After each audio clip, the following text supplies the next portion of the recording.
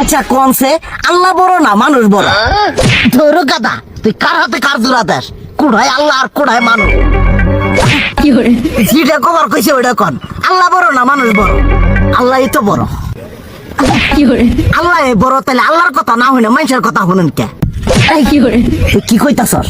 কি আর আল্লাহর কথা মানে না মানুষের কথা মানে? হ্যাঁ, কি আর মানুষের কথা শুনেন তাই না? আমনে যে ওই দিনকে ডায়াবেটিসের রোগ নিয়ে যে হাসপাতালে গেলেন, ডাক্তার আপনার কত কিছু খাবার না করলো, সব কিছু না খাই এখন চলতেছেন। তাহলে আল্লাহ যে আপনারে কইছে যে হারাম খাবার না, সুদ খাবার না, কই আপনি তো কাম কাজ বাদ দিয়ে এলাকার আমাদের টাকা পয়সা না গায়ে খালি উল্লে দিয়েই খান, নিজেরা টেও হালাল ভাবে কামাই করেন না, ওই সুদও তো না করে টিয়া করে লাভ আহে উল্লে দিয়ে দিয়ে চলেন আর পেটটা বড় বানাইছেন।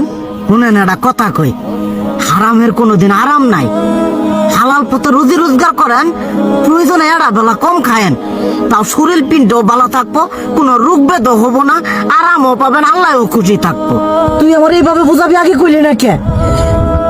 আসলে এই বিষয়টা তো আমি কখনো মাথায় এইভাবে নিইনি যে আমাদের কখনো ডাক্তার নিষেধ করলে ঠিকই আমরা নিষেধ মানি, কিন্তু উপর আল্লাহ যে কত কিছু নিষেধ করে দিয়ে সেটা মানি না।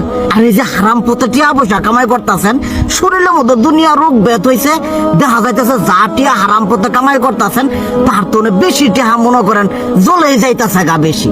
আজকের পর থেকে আমি আর এই হারাম সুদ খামো না, আমি হালাল পথে চলবো, হালাল টাকা পয়সা ইনকাম করবো। এতে করে যদি একবেলা কমও খাইতে হয় তবুও খামো, তবু আমি আর এই হারাম পথে চলবো না। আচ্ছা ঠিক আছে।